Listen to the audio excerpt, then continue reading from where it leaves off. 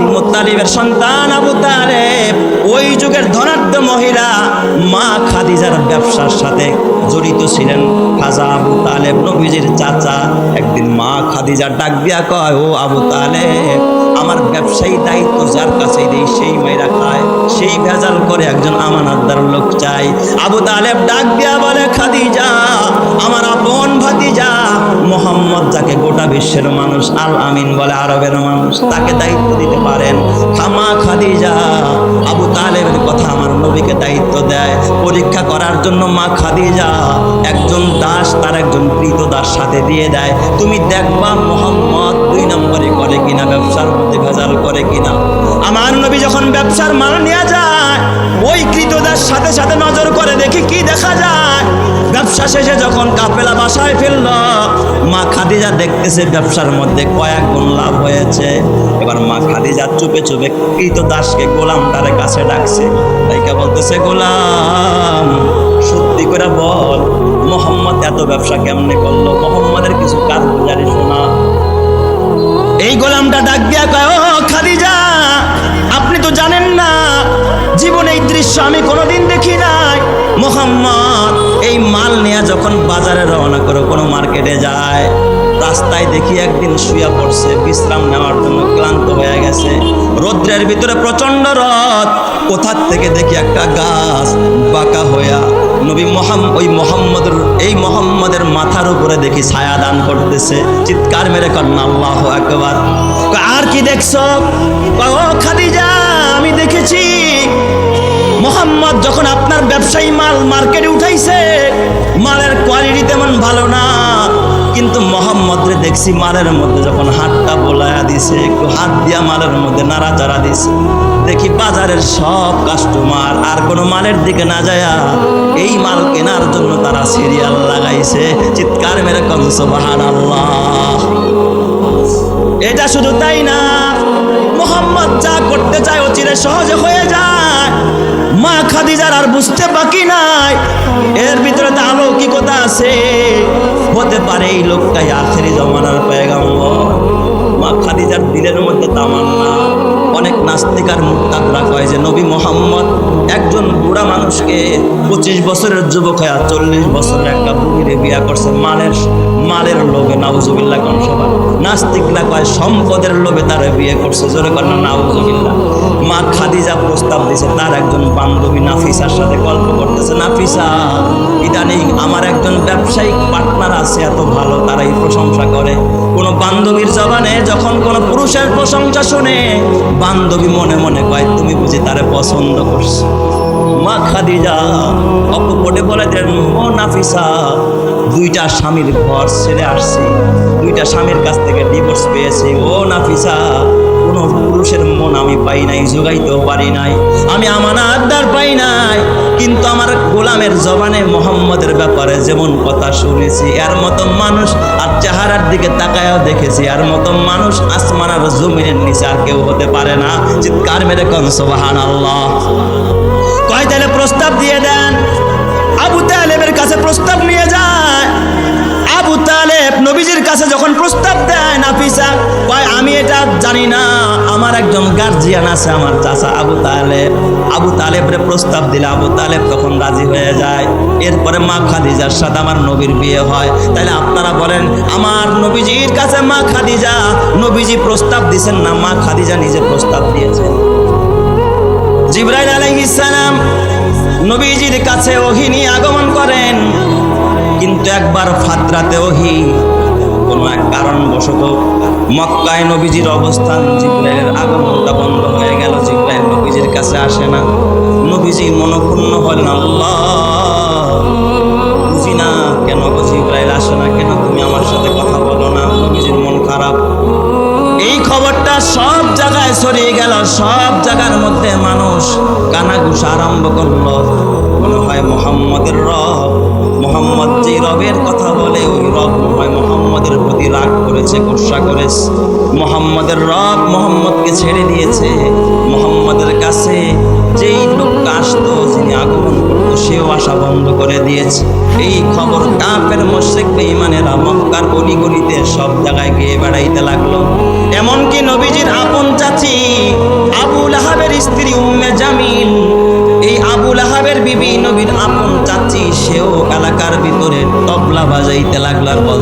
জাননি মোহাম্মদ যে রবের কথা কয় ওই মোহাম্মদের রব মোহাম্মদকে ছেড়ে দিয়েছে। এমনকি তার কাছে যে একটা শয়তানের আগমন করতো, জোরে বলেন না নাউজুবিল্লাহ, জিবরাইল দেশে শয়তান, তার কাছে যেই শয়তানের আগমন করতো সেও আগমন বন্ধ করে দিয়েছে, মোহাম্মদকে তার রব ছেড়ে দিয়েছে। এই খবর যখন আমার নবীর কানে আসলো, আমার নবী মনক্ষুণ্ণ, আমার নবীর চেহারাটা ভার করে বসে আছে, আমার নবীর মনে শান্তি নাই, নবীজির মনে বড় টেনশন। আহারে, মানুষ বিপদে পড়লে প্রতিবেশীরা আগায় আসে, মা থাকলে মা আগায় আসে, বাবা থাকলে বাবা আগায় আসে, চাচারা আগায় আসে, চাচিরা আগায় আসে, কিন্তু আয় আল্লাহ আমার তো বাবা নাই, আমার মা নাই, আমার আপন চাচু উম্মে জামিল আমার বিপদে সে আরো উল্টা আমার বিরুদ্ধে বদনাম করতেছে। আমার নবীজির বড় মন খারাপ, আমার নবী বড় কষ্টে আছে, বড় বিপদে আছে, চেহারাটা মলিন করে বসে আছে। আমার আল্লাহ জিব্রাইলকে ডাক দিয়া কয়, জিব্রাইল কই রে? এই তামাম পৃথিবীর ভিতরে আমার বন্ধু মুহাম্মদুর রাসূলুল্লাহ বেজার থাকবে আর কাফের মুশরিক বেঈমানেরা আনন্দের হাসি হাসবে, এটা আমি আল্লাহ বরদাস্ত করতে পারি না। তাড়াতাড়ি আমার বন্ধু মুহাম্মদুর রাসূলুল্লাহর কাছে সূরাতুদ দুহাটা নিয়ে যাও আর আমার বন্ধুকে সুসংবাদ শোনায়া দাও। আমার বন্ধুকে আমি ছেড়ে দেই নাই এবং আমার বন্ধুর প্রতিও আমি রাগান্বিত হই নাই। চিৎকার মেরে কন্না আল্লাহু আকবার। आदम के लिए फकर ये अली नसबी है, मक्की मदनी हाशमी ओ मुत्तलबी है, पाकीज़ा तरश अर्श समा जन्नत फिरदौस, आराम गाहे खाके रसूल अरबी है, ऐसा एरे बैते नबवी याद रहे ये, बेकायदा जम्ब से लगबे अदबी है, आहिस्ता कदम नीचे निगाह पुश्ते सदा हो, काबिदा इहा रूह रसूल अरबी है, बुझ जाए तेरे सीटू से आए अबरे करम आग, जो आग मेरे सीनों में मुद्दत से लगी है, आए बहरे करम सदका हुसैन इब्ने अली का, आए बहरे करम सदका हुसैन इब्ने अली का, प्यासा हो मुझे शरबते दीदार पिला दो। জোরে জোরে কন্না আল্লাহু আকবার। তাইলে বলেন আমার নবী বেজার হোক, এটা যিনি চান না তিনি কে? আল্লাহ তাআলা তখন সূরাতুদ দুহা নবীজির কাছে নাজিল করলেন। সূরাতুদ দুহা নাজিল করার শুরুতে আল্লাহ তাআলা দুই জিনিসের কসম করলেন। মুফাসসিরিনে কেরাম লেখেন, আল্লাহ তাআলা কসম দিয়া কথা বললে যেমন গুরুত্বপূর্ণ হয়, কসম ছাড়া বললেও তেমন গুরুত্বপূর্ণ হয়। কিন্তু তারপরে দুনিয়া দারুল আসবাব, দুনিয়ার মানুষ কসম দিলে কথার মধ্যে গুরুত্ব বোঝে, তাই আল্লাহ তাআলা দুই জিনিসের কসম করেছেন, ওয়াদ-দুহা ওয়াল-লাইলি ইযা সাজা। ওয়াদ-দুহা মানে দুহার কসম, সুদীপ্ত আলোর কসম, সুপ্রভাতের কসম, প্রভাতের কসম, চাষের সময়ের কসম, যখন সূর্যটা আলোকময় হয় ওই সময়ের কসম। মুফাসসিরিনে কেরাম লেখে আল্লাহ তাআলা দুহার কসম কেন করেছেন? ওই দুহার সময়টা আল্লাহর কাছে বড় দামি, চাষের সময়টা আল্লাহর কাছে বড় দামি। হাদিসে কুদসিতে আল্লাহ জাল্লা শানুহু বলেন, ক্বালা রাসূলুল্লাহি সাল্লাল্লাহু আলাইহি ওয়াসাল্লাম আনিল্লাহি আজ্জা ওয়া জাল্লা, ইয়া ইবনা আদম ইরকানি আরবা রাকাতিম মিন আউয়ালিন নাহার আকফিকা আখিরাহু। আল্লাহ জাল্লা শানুহু বলেন, হে বনি আদম, সকালবেলা বেলা ওঠার পরে চাষের সময় তোমরা 4 রাকাত নামাজ পড়ো। দিনের শুরুতে যদি 4 রাকাত নামাজ পড়তে পারো, আকফিকা আখিরাহু, গোটা দিনের জন্য আমি আল্লাহই যথেষ্ট হয়ে যাব। কেউ যদি এই চাষের সময় 4 রাকাত চাষের নামাজ পড়তে পারে, এই গোটা দিনের জন্য যিনি যথেষ্ট হবেন তিনি কে? আল্লাহ। তাহলে চাষের নামাজ পড়া দরকার আছে না নাই? আল্লাহ তাআলা দুহার কসম করে, চাষের কসম করে আল্লাহ তাআলা চাষের গুরুত্ব বুঝাইছেন। ওয়াল্লাইলি ইযা সাজা, রাতের কসম, রাত্র যখন অন্ধকার হয়, নরমাল রাতের কসম আল্লাহ করে নাই। ওয়াল্লাইল, রাতের কসম, ইযা সাজা, রাত্র যখন গভীর হয়, রাত্র যখন অন্ধকার হয়, গভীর রাত্রের কসম করেছেন। কারণ গভীর রাতে যিনি বরকত দান করেন তিনি কে? বিকদরি কাদ্দিন তুকতাসাবুল মাআলি, বিকদরি কাদ্দিন তুকতাসাবুল মাআলি মান তালাবাল উলা সাহিরাল লায়ালি। তুমি যদি মর্যাদা অর্জন করতে চাও, তুমি যদি দামি হতে চাও, গভীর রাতে উঠে রবের সাথে যোগাযোগ চালু করে দাও। কেউ যদি গভীর রাতে উঠে রবের সাথে সম্পর্ক করতে পারে, তাকে দামি বানিয়ে দিবেন যিনি, তিনি কে? এই জন্য আল্লাহ তাআলা বলেন মিনাল লাইলি ফাতাহাজ্জাদ বিহি নাফিলাতাল লাক আসা আইয়াবআসাকা রাব্বুকা মাকামাম মাহমুদা।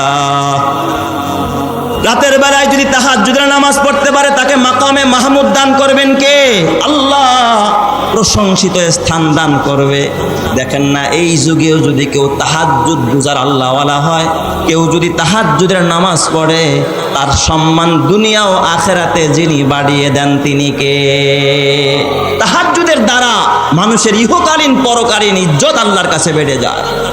এই জন্য আল্লাহ তাআলা ওই গভীর রাতের কসম করলেন ওয়াল্লাইলি ইযা সাজা। আবার কেউ কেউ ব্যাখ্যা করেছেন না, ওয়াদ্দুহা মানে হলো আমার নবীর চেহারা, চেহারার সৌন্দর্যের কসম করেছেন, কারণ আমার নবীর চেহারা ছিল একেবারে দীপ্তময় সুন্দর। সুবহানাল্লাহ জোরে কোন সবাই। আমার নবীর চেহারার মতো এত সুন্দর মানুষ আসমানের নিচে জমিনের উপরে আল্লাহ তাআলা কাউকে বানায় নাই। জোরে কোন আল্লাহু আকবার। এত সুন্দর করে আমার নবীকে বানাইছেন যিনি, তিনি কে? ওয়াল্লাইলি ইযা সাজা। আর এখানে রাতের অন্ধকারের সাথে আমার নবীর চুল মোবারককে তাসবিহ দেওয়া হয়েছে। তার মানে আপনার ওই নিকশ কালো চুলের কসম, নবী আমার আপনার এই আলোক উজ্জ্বল চেহারার কসম, এবং আপনার কালো কেশ যেটা আপনার চেহারার সাথে মানানসই। কিছু কিছু কালো আছে যেটা চেহারার সাথে মানায় না। নবী আমার আপনার এই সুদীপ্ত চেহারার কসম, অদ্দুহা মানে চেহারার কসম, ওয়াল্লাইলি ইযা সাজা। আর আপনার ওই নিকশ কালো কেশ, আপনার যে চুলগুলো আছে, এর কসম করে বললাম মা ওয়াদ্দাআকা রাব্বুকা ওয়া মা ক্বালা। কাফেররা কয় আপনাকে নাকি আল্লাহ ছেড়ে দিয়েছে, আল্লাহ নাকি আপনার প্রতি রাগ করেছে, গোসা করেছে। ও নবী আমার, আমি আপনার চেহারার কসম করে বলি, আপনার কালো কেশ কালো মাথার চুলের কসম করে বলি, মা ওয়াদ্দাআকা রাব্বুকা ওয়া মা ক্বালা। আপনার রব আপনাকে ছেড়ে দেয় নাই, আপনার রব আপনার প্রতি রাগান্বিত হয় নাই। জোরে জোরে কন্না আল্লাহু আকবার। আরো জোরে ঈমানের আওয়াজে বলেন আল্লাহু আকবার। বলেন তো নবীর সাথে আছেন কে? আরো জোরে বলেন না কে? আমাদের সাথে আছেন কে? হক্কানি উলামায়ে কেরামের সাথে আছেন কে? এই জন্য পৃথিবীর কাফের মুশরিক বেঈমানেরা যতই ইসলামের বাতিকে নিভাইতে চায়, কেউ নিভাইতে পারবে না, কারণ বাতিটা যিনি জ্বালাইছেন তিনি কে? চেরাগে রাকে ইজাদ বার ফারুজাদ, কাছে কাশতাফ জানাদেরি শাস বাসুজাদ, কাছে কাশতাফ জানাদেরি শাস বাসুজাদ। আল্লাহ তাআলার আদেশে যে বাতিটা জ্বলেছে, আল্লাহ তাআলার আদেশে যে বাতিটা জ্বলেছে, যেজন তারে নিবাতে চায় তার দাড়ি শুধু পড়েছে, যে নিবাইতে চাবে সেই পুড়ে যাবে। কোনোদিন ইসলামের বাতিকে নিবাইতে কেউ পারবে না, কেউ পারে নাই, এখনো পারতেছে না, কিয়ামত পর্যন্ত পারবে না। ঠিক না বা ঠিক যে দেখা আমার বাজান। এরপরে আরো একটা ব্যাখ্যা করেছেন মুফাসসিরিনে কেরাম, দুহার কসম আল্লাহ কেন করলেন? দেখবেন সূর্য যখন ওঠে, সূর্য যখন উদিত হয়, এই সূর্যেরও কিছু একদল বিরোধী আছে না নাই? কিছু কিছু প্রাণী আছে সূর্যের বিরোধিতা করে, যেমন চামচিকা, কথা কয় না। তারপরে আপনার বাদুর, কলা বাদুর যেটা কলা খায়। বলেন তো এই বাদুর দিনের বেলায় চোখে দেখে না, বেলা উঠলেই ওর চোখ কি হয়ে যায়? বন্ধ হয়ে যায়। এই জন্য বেলা ডুবলে ওর সুবিধা হয়। এই জন্য কি করতে পারে? চুরি করতে পারে ভালোভাবে। এই দুনিয়ারও কিছু চোর আর বাটপার আছে, সিটার আছে, আছে না নাই? ও চুরি করতে গেছে, হঠাৎ বিদ্যুৎ চলে গেলেও খুশি হয় না বেজার? ভালো হয়েছে অন্ধকারটা জম ছেড়ে চুরি করে মজা পাবো। চোরের জন্য আলো ভালো না অন্ধকার ভালো? বলেন তো। অন্ধকার ভালো। আল্লাহ তাআলা বুঝাইতে চায়, নবী আমার, আমি দুহার কসম করলাম, আপনার কাছে ওহী যেটা পাঠাই এটাও হলো সূর্য। সুবহানাল্লাহ জোরে কোন সবাই। এটাও হলো আলো। এই আলো সবাই পছন্দ করে না। এই আলোর একদল বিরোধী আছে, আপনার কাছে যে ওহী পাঠাই ওহিরও একদল বিরোধী আছে।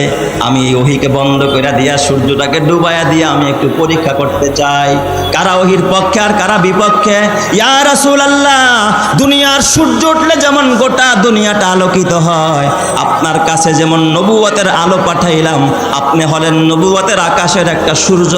আপনার দ্বারা গোটা পৃথিবী আলোকিত হবে, সমস্ত পয়গাম্বররা আলোকিত হবে, সমস্ত মানুষ নারী আর পুরুষ আর মাখলুকাতগুলো আলোকিত হবে। জোরে কোন সুবহানাল্লাহ। কাউনাইন কা মুখতারে খোদা তুমকো বানায়া, কাউনাইন কা মুখতারে খোদা তুমকো বানায়া, উম্মত का निगाहबान खुदा तुमको बनाया, उम्मत का निगाहबान खुदा तुमको बनाया। ओ फख्रे जहां फख्रे जमा फख्रे उमम है, ओ फख्रे जहां फख्रे जमा फख्रे उमम है, ये अहद बेमी में शाह लौह कलम है, ये अहद बेमी में शाह लौह कलम है, रुतबे में फदू सबसे ही अल्लाह से कम है, ये कौल शब रोज मेरा हक की कसम है, ये कौल शब रोज मेरा हक की कसम है। जोरे जोरे बोली सुबहानाल्लाह। আল্লাহ তাআলা জানায় দিলেন, হে নবী আমার, আপনার রব আপনাকে ছেড়ে দেয় নাই, আপনার রব আপনার প্রতি রাগ করে নাই, গোসা করে নাই। ওয়ালা সাউফা ইউতিকা রাব্বুকা ফাতারদা। হাবিব আমার, ওই সমস্ত পাগলের কথায় কি আসে যায়? কারণ পাগল কত কিছুই না বলে, ছাগল কত কিছুই না খায়। কে কি বলল নবী আমার, কান দিবেন না। ওয়ালা সাউফা ইউতিকা রাব্বুকা ফাতারদা। আপনার রব আপনাকে এত নিয়ামত দিবে, এত নিয়ামত দিবে, আল্লাহ তাআলা আপনাকে এত দিবে, এত দিবে, আপনি ওই নিয়ামত পায় আপনি আপনার রবের প্রতি খুশি হয়ে যাবেন। জোরে কোন সুবহানাল্লাহ। আল্লাহ তাআলা এত নিয়ামত আপনাকে দিবে, সুসংবাদ শোনায়া দিলেন কে? কি নিয়ামত আল্লাহ তাআলা আমার নবীকে দিবেন? এক হাদিসের মধ্যে আসছে, আমার আল্লাহ আমার নবীকে শাফাআতে কুবরা দান করবে। অন্য নবীরা যেটা পারবে না ওটা আল্লাহ তাআলা আমার নবীকে দিবে। জোরে জোরে কন্না আল্লাহু আকবার। এই জন্য আল্লাহ নবী কয়, লিকুল্লি নাবিয়িন দাওয়াতুন মুস্তাজাবা ফাতাআজ্জালা কুল্লু নাবিয়িন দাওয়াতাহু ওয়া ইন্নী ইখতিবাতু দাওয়াতি শাফাআতান লি উম্মতি। আল্লাহর নবী ডাক দেখা, উম্মতেরা, সব নবীকে আল্লাহ তাআলা একটা অধিকার দিছে, নবীরা চায়া চায়া আমার কাছ থেকে নাও, চাইতে দেরি আল্লাহ কবুল করতে দেরি নাই। আদম নবী বিপদে পড়ছে, আল্লাহকে ডাক দিছে, রব্বানা যালামনা আনফুসানা ওয়া ইল্লাম তাগফির লানা ওয়া তারহামনা লানাকুনান্না মিনাল খাসিরিন। আদম নবীর তওবা কবুল করেছেন কে? হযরত ইউনূস আলাইহিস সালাতু ওয়াস সালাম মাছের পেটে গিয়া দোয়া করেছে, লা ইলাহা ইল্লা আনতা সুবহানাকা ইন্নী কুনতু মিনাজ জালিমিন। ওই হযরত ইউনূস নবীর দোয়া কবুল করেছেন কে? দোয়া করতে দেরি, কবুল হইতে একটা সেকেন্ড দেরি নাই। ফাস্তাজাবনা লাহু ওয়া নাজ্জাইনাহু মিনাল গাম্মি ওয়া কাযালিকা নুনজিল মুমিনিন। আইয়ুব নবী বিপদে পড়েছে, ওয়া আইয়ুবা ইয নাদা রাব্বাহু আন্নী মাসসানিয়াদ দুররু ওয়া আনতা আরহামুর রাহিমিন। বিপদে পড়া আইয়ুব নবী ডাক দিছে, আল্লাহ তুমি তো আরহামুর রাহিমিন। আল্লাহ ডাক দিয়া কয়, ফাস্তাজাবনা লাহু ফাকাশাফনা মা বিহি মিন দুররিন ওয়া আতাইনাহু আহলাহু ওয়া মিসলাহুম মাআহুম রাহমাতাম মিন ইনদিনা ওয়া যিকরা লিল আবিদিন। আমি আল্লাহ আমার আইয়ুবের ডাকে সাড়া দিলাম, আর আমি আল্লাহ তার নিয়ামতকে দ্বিগুণ করে দিলাম, বাড়ায়া দিলাম। জোরে জোরে কোন সুবহানাল্লাহ। আল্লাহ তাআলা সব নবীর দোয়া কবুল করেছে। ইব্রাহিম খলিলুল্লাহ নমরুদের আগুনের মধ্যে পড়েছে, আল্লাহ তাআলা খলিলের ডাকে সাড়া দিয়া ডাক দিয়া কয়, ইয়া নারু কুনি বারদাও ওয়া সালামান আলা ইব্রাহিম। আল্লাহ সঙ্গে সঙ্গে সব নবীর দোয়া কবুল করেছে। নবী আমার ডাক দিয়া কয়, উম্মতেরা, আমি মুহাম্মদ তায়েফের ময়দানে বিপদে পড়েছি, আমাকে একবার আর দুইবার নয় তিনবার তায়েববাসী আমাকে পাথর মেরে বেহুশ করে জমিনের মধ্যে ফালায়া দিস। জিব্রাইল আইসা আমার ডাক দেয়া কয়, ইয়া রাসূলুল্লাহ, যদি অনুমতি দেন তায়েফের সব মানুষগুলোকে ধ্বংস করে দিব। কিন্তু আমি বলেছি, আল্লাহ তারা বুঝে না, আমার উম্মতগুলোরে আপনি মাফ করে দেন, আমি বদদুয়া করি নাই। আমি মুহাম্মদ উহুদের ময়দানে আমার দান শহীদ হয়ে গেছে, মাথায় লোহার কড়া ঢুকেছে, আমার দাঁত থেকে আমার মাথা থেকে রক্ত বের হইতেছিল। জিব্রাইল আমিন ডাক দেয়া কয়, ইয়া রাসূলুল্লাহ, আপনি যদি অনুমতি দেন উহুদ পাহাড় দিয়া উহুদবাসীকে ধ্বংস করে দিব। কিন্তু আমি তখনও বদদুয়া করি নাই, আল্লাহর কাছে আমি কিছু চাই নাই, বলছি আল্লাহদেরকে মাফ করে দেন, এরা বুঝে না। আমি মুহাম্মদ খন্দকের ময়দানে 3 দিন পর্যন্ত পেটের মধ্যে পাথর বেঁধেছি। জিব্রাইল আমিন আইসা আমার কাছে কয়, ইয়া রাসূলুল্লাহ, আপনি যদি পারমিশন দেন তাহলে উহুদ পাহাড়টা স্বর্ণ বানায়া দিব, আপনার খাবারের অভাব পড়বে না। আমি তাও আল্লাহর কাছে চাই নাই। কেন চাই নাই জানোনি ও উম্মতেরা? আমি সব জমা করে রাখছি, আমি দুনিয়ায় চাবো না, আমি আখিরাতে গিয়া চাবো। হাসরের ময়দান আমার উম্মতেরা যেদিন বিপদে পড়ে যাবে, পানি পানি বলে চিৎকার করবে, যেদিন আদম সফিউল্লাহ নাফসি নাফসি করবে, মুসা কালিমুল্লাহ নাফসি নাফসি করবে, ইব্রাহিম খলিলুল্লাহ নাফসি নাফসি করবে, ওই দিন আমি মুহাম্মদ আরশের নিচে সিজদায় পড়ে আমি বলবো, রব্বি হাবলি উম্মতি, আল্লাহ আমার উম্মতকে বাঁচাও। ওই দিন আমার আল্লাহ আমি যাকে বলবো আমার ওই উম্মতকে মাফ করে জান্নাত দিয়া দিবে। চিৎকার মেরে কোন সুবহানাল্লাহ। আল্লাহ তাআলা ওই দিকে ইশারা করে কাওয়ালা সাউফা ইউতিকা রব্বুকা ফাতারদা, হাবিব আমার আপনি যেমনটা চাইবেন তার থেকে আমার আল্লাহ আপনাকে আরো বেশি দিবে, এত দেওয়া দিবে আপনি এক পর্যায়ে আল্লাহর প্রতি রাজি আর খুশি হয়ে যাবেন। জোরে জোরে কোন সুবহানাল্লাহ। বলেন তো দেনেওয়ালা যিনি তিনি কে? আরো জোরে বলেন দেনেওয়ালা কে? এরপরে আমার আল্লাহ আমার নবীকে 3টা নিয়ামতের কথা স্মরণ করায়া দেয়। আমার আল্লাহ এই প্রতিশ্রুতি দেওয়ার পরে, সুসংবাদ দেওয়ার পর আমার আল্লাহ নবীকে 3 নিয়ামতের কথা স্মরণ করায়। 1 নম্বরের নিয়ামত আল্লাহ তাআলা বলে, আলাম ইয়াজিদকা ইয়াতীমান ফাআওয়া, হে নবী আমার আমি কিন্তু আপনার এতিম পেয়েছিলাম, আপনি কিন্তু চির এতিম ছিলেন নবী আমার, জন্মের আগেই বাবা হারাইছেন রাসূল গো, আপনার আশ্রয়ের কোনো জায়গা ছিল না। ফাআওয়া, আমি আল্লাহ আপনাকে আশ্রয় দিয়েছি, আমি কিন্তু আপনাকে ওই সময় ছেড়ে দেই নাই। ছোটবেলায় কিন্তু আমি আপনাকে ছেড়ে দিতে পারতাম। আপনার জন্মের পরে আপনার বাবা নাই, কে আপনাকে কোলে নিবে, আদর করবে? কাবার চত্বরে গিয়া কে দোয়া করবে? নবী গো, আপনার জন্মের পরে দুনিয়াতে যখন কারো বাবা থাকে না, এতিম সন্তানের তেমন কোনো কদর থাকে না। কিন্তু আপনার জন্মের পরে আপনার দাদা আব্দুল মুত্তালিব আপনারে একটা কাপড়ে পেঁচাইয়া কাবার চত্বরে গিয়া যখন দোয়া আরম্ভ করতেছিলেন, সকল কাবার তোয়াফকারীরা আইসা দেখতেছিল, মনে হয় যেন আকাশের চাঁদ আব্দুল মুত্তালিবের কুলের মধ্যে হাসতেছে। চিৎকার মেরে কোন সুবহানাল্লাহ। নবী আমার শিশুকালে আপনার আমি ছেড়ে দেই নাই। আলাম ইয়াজিদকা ইয়াতীমান ফাআওয়া, হে নবী কে আপনাকে দুধ খাওয়াবে, আদর করে পালবে, আমি তাও ব্যবস্থা করছি। আমি